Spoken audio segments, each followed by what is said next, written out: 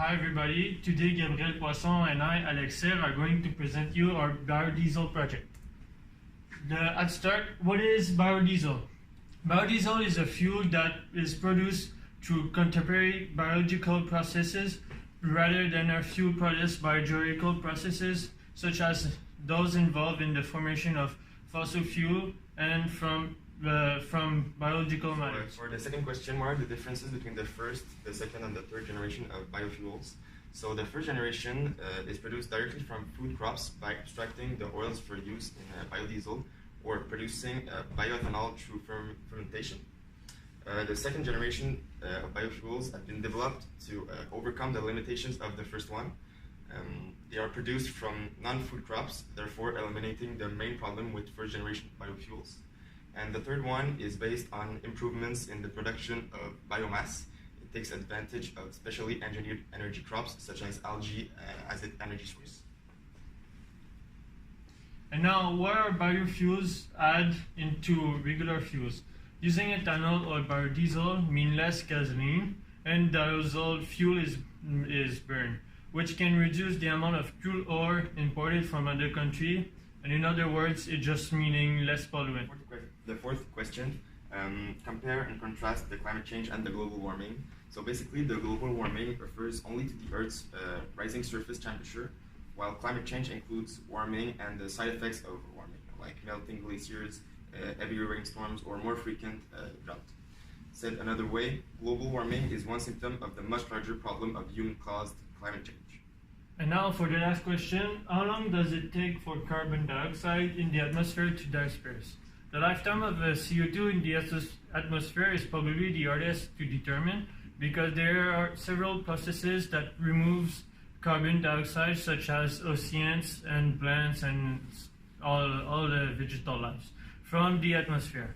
However, many scientists are saying that carbon dioxide can continue to affect the climate for thousands of years once released in the atmosphere. For the part 3, which was to clean the biodiesel, the solution that we had from the transesterification lab in chemistry, there was an heterogeneous solution of biodiesel and glycerol, so we took out only the biodiesel, but there were still byproducts in it, so we still needed to clean it.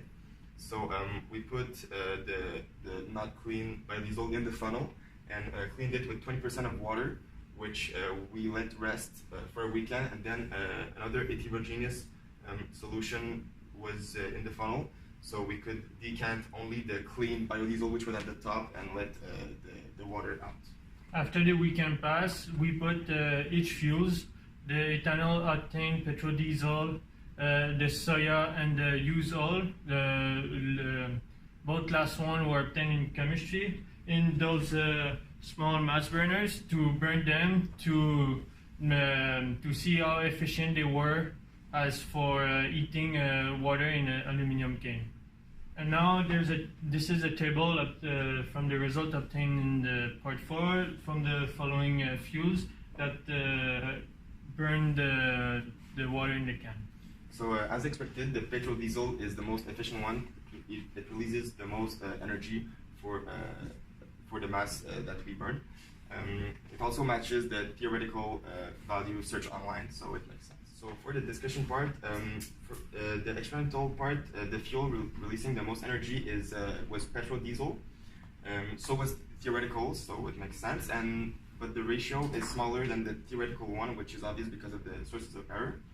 And also the experimental energy released by the both biodiesel, soybean, and used oil were quite smaller than the theoretical one. It's probably because the biodiesel is not 100% clean even after the cleaning part. As for the source of errors, at first we observed that there was during the part 4 there was an energy loss during the heating of the water can, which could affect the result a lot because there were more cold air coming instead of heating the can.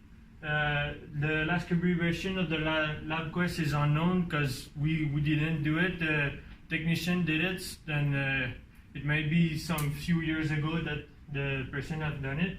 And burning of the fuels has been done only once for each fuels, and we could easily do it twice or even a third time.